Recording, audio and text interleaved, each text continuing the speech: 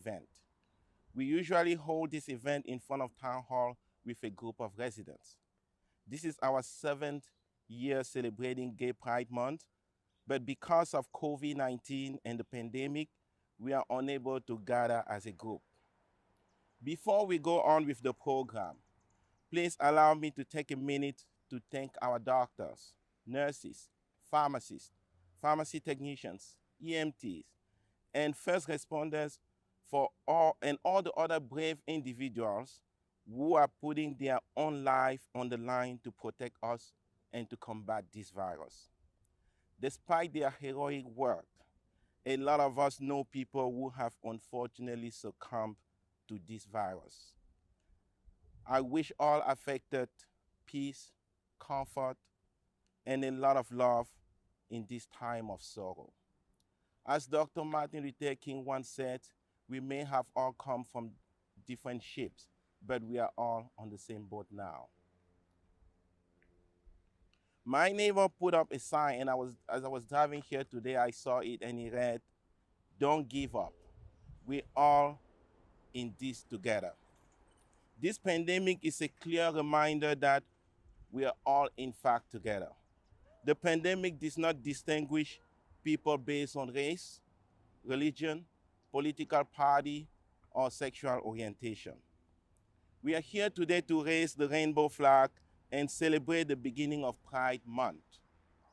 Despite recent progress, the LGBTQ+ community continues to face significant barriers to equality. Many lesbians, gays, bisexual, and transgender persons still live in a cave of terror, to quote our own David Mills.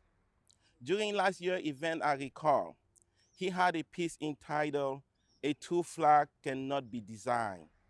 It has to be torn from the soul of the people."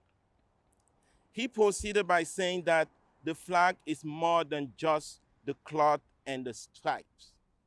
It is action. When a person puts their rainbow flags on their car or their house, they are not just flying a flag, they are taking action. Many individuals still carry the cultural shame of a minority sexual identity. We hope that our ceremony here today continues to give them hope. Perhaps people in our community who are hidden, living in guilt, fear, and shame, or cry themselves to sleep worrying if they can safely be themselves in their schools or their family, will look up to this flag and experience a glimmer of hope and pride. The flag is more than just the cloth and the stripes. It is action. Let's take action, Danvers, because at the end of the day, we're all in this together.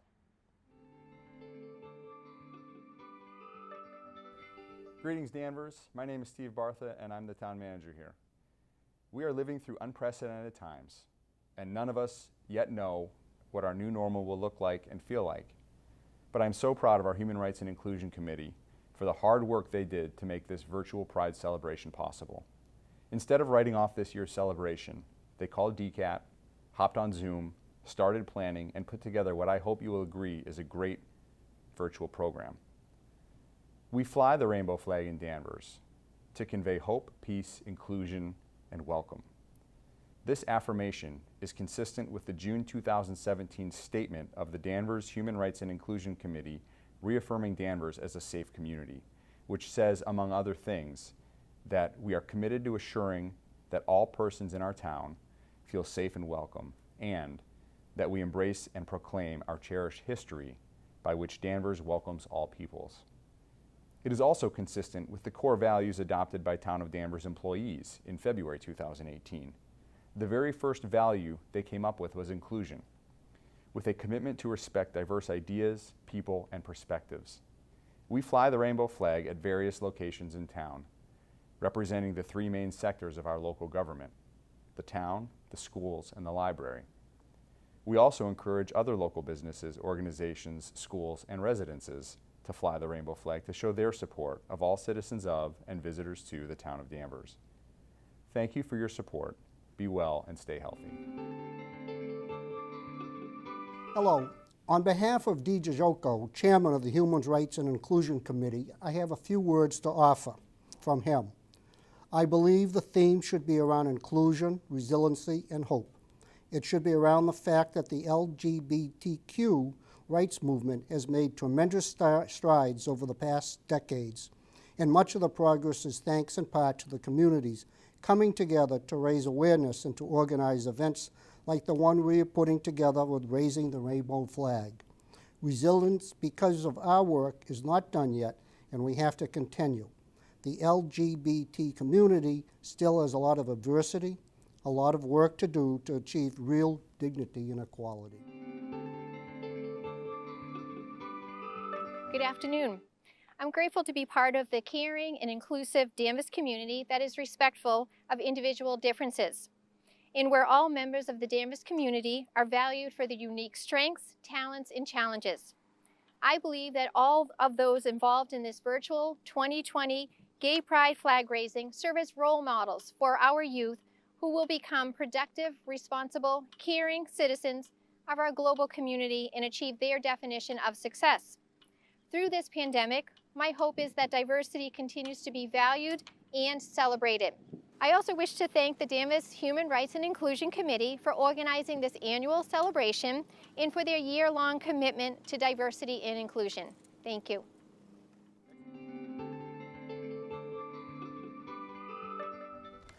Hi everyone, my name is LYLA HARROD. I use she, her pronouns, and I'm a queer, transgender woman. I'm so honored to be able to speak to you today. I'd like to give a huge thank you to the Danvers Committee for Inclusion and Civil Rights for inviting me to speak, and to DCAT and others for coordinating this event. While there's still much work to be done, Danvers has made great strides in being responsive to the LGBTQ community and has shown a willingness to have difficult conversations and bring change. And that's what I want to talk to you about today. First, a bit about me. I grew up right here in Danvers. I was involved in town sports, like football, soccer, and baseball. I went sledding down Whipple Hill. I rode my bike around the old Hunt Center on Lindell Hill. I spent Friday nights at Danvers Falcons football games. I've loitered for hours at Supremes, and Supremes, I'm so sorry for that. Thank you. I worked in the function hall kitchen at Danversport. I learned how to swim at the Danvers YMCA and later worked there as a counselor and the youth coordinator. And today, I'm the director of DarrersCARES for the Danvers Public Schools. Needless to say, Danvers is a huge part of my identity. My upbringing in Danvers taught me to be proud of who I am and where I came from. I'm someone who wants to see all young people given the same opportunities to succeed that I was given. And I'm so proud to be able to do that with the young people in Danvers through my work with DarrersCARES. Most importantly, I'm someone who strives to practice compassion while seeing the world as it is, because that honesty is what allows me to see and address areas for growth and change. With that background in mind, I want to talk about 5 things that everyone in Danvers can do to support the LGBTQ community this June and beyond. First, understand your privilege. Understand your privilege as it relates to your gender, identity, sexuality, race, ethnicity, religion, socioeconomic status, and many other factors. If you benefit from privilege, and many people in Danvers benefit from more than one, you are less likely to face certain barriers, seen and unseen, throughout your entire life. Just because you don't directly feel that you have benefited from privilege, trust me, you have. Take me, for example. I benefited from the fact that society treated me as a white, cisgender, heterosexual man my entire life until I came out publicly a year ago. That fact is not lost on me. In Danvers, I benefited from a safe, middle-class upbringing, private Catholic high school, and a private college education. While I'm proud of everything I've accomplished, I did not achieve anything personally or professionally strictly on my own merit. Please take a few minutes after the ceremony to list out the privileges you benefit from, seen and unseen, and how they may impact your life. Number 2, provide visible support. Hang a pride flag, hang a trans flag, etc. Wear a pride pin. Attend a virtual pride event as an ally and seek out meaningful engagement with the community. I feel that providing visible support is one of the best things you can do for the LGBTQ community. For me, when I see a pride flag hanging in a neighborhood, at a school, in front of a cafe, or anywhere really, I immediately feel safer and more comfortable. Many people, because of varying levels of privilege, don't have the experience of feeling unsafe or unwelcome in a public space. The world is a safer and more welcoming place for some. A simple gesture like hanging a pride flag creates a welcoming environment for LGBTQ youth and adults who will benefit and hopefully be encouraged from knowing that people in Danvers support them for who they are. Number 3, support businesses that support us. Favor local vendors that are visible and outspoken supporters of LGBTQ people, and be aware of rainbow capitalism. Rainbow capitalism is when large corporations co-opt queer spaces and markets for the sake of profit with no commitment or intention to providing meaningful support to the LGBTQ community. In some cases, these corporations talk out of both sides of their mouths by sponsoring pride events while supporting anti-LGBTQ legislation, institution, products, and more. Number 4, recognize you have connections to LGBTQ people. Even if you don't think you know someone who's LGBTQ, there's a very good chance that you do. A 2017 Gallup poll concluded that 4.5% of adult Americans identified as LGBTQ. So if you think about making an insensitive remark related to LGBTQ people, please consider that you might be deeply wounding someone and discouraging them from sharing their most authentic self with you. There's no mold as to what an LGBTQ person looks, sounds, or acts like, and you should always hold yourself accountable for treating others with respect in every situation. Number 5, teach your children acceptance. We as adults need to think about what we signal to our young people with our actions or inaction, and what we say or don't say. Young people are watching, listening, and interpreting what you do, whether you know it or not. The best way to make it clear that you support LGBTQ people and see LGBTQ rights as human rights is to show it and talk about it. Try having a direct discussion with your children about LGBTQ issues. Heck, use this speech as an excuse. Tell them I told you to. Let them know that you support LGBTQ people and affirm transgender and non-binary identities. Be honest about things you don't know and be willing to learn from your children as well. Our young people are carrying the torch of the LGBTQ movement, so see them as a resource. Do your own research at real, verifiable sources and listen, do not lecture with your children. As we continue to struggle through this pandemic, the rights afforded to ourselves and others must remain a priority. Rights for oppressed communities are not freely given or easily protected. LGBTQ rights must be fought for and constantly defended at every turn. You may be thinking, well, we live in Massachusetts, we're super progressive. And this line of reasoning may be true on some issues, but we need only look back to the 2018 election to ballot question number 3 regarding the rights of transgender people to go in the bathroom that corresponds to their gender. That ballot question was put forth by an anti-LGBTQ group to repeal an existing law allowing people who are transgender to use the correct bathroom. They used scare tactics and made transgender people, such as myself, out to be violent pedophiles. The reality is, violence is exponentially more likely to be committed against a transgender person in a bathroom rather than by a transgender person. But fear and misinformation and a lack of understanding of transgender issues resulted in more than 32% of Massachusetts voting to take away my right to go in the correct bathroom. The work of protecting our LGBTQ rights does not end. I ask for your help on behalf of my LGBTQ friends and chosen family members to continue to stand in the way of hate and ignorance. Summon the bravery to have a difficult conversation where you may have the opportunity to teach or to learn from others. For me, Pride Month is a call to action. It's a chance to focus the world's collective thoughts and tangible energy to push back against the tides of oppression. It's a chance for me to celebrate and honor all of the LGBTQ people who who have suffered and those who continue to suffer and die so that I can speak to you today as who I truly am. Danvers will forever be my home. I thank you all for making it a place that has accepted me with open arms and love. Thank you for listening and for giving me the opportunity to speak.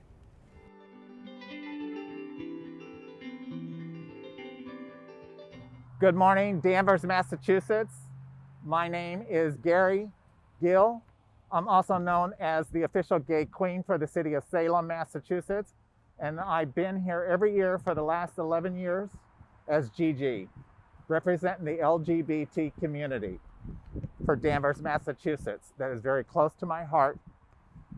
Today is our first day to recognize the rainbow flag for the month of June throughout the Commonwealth of Massachusetts. Today is the first day that the first flag is going up in the Commonwealth of Massachusetts, right here in Danvers, Massachusetts.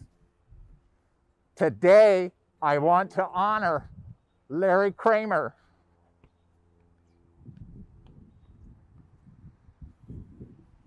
I want to honor him with this rainbow flag today. And all the flags that I put up in 7 different towns on the North Shore for the last 11 years. So without any further ado, please help me raise this flag.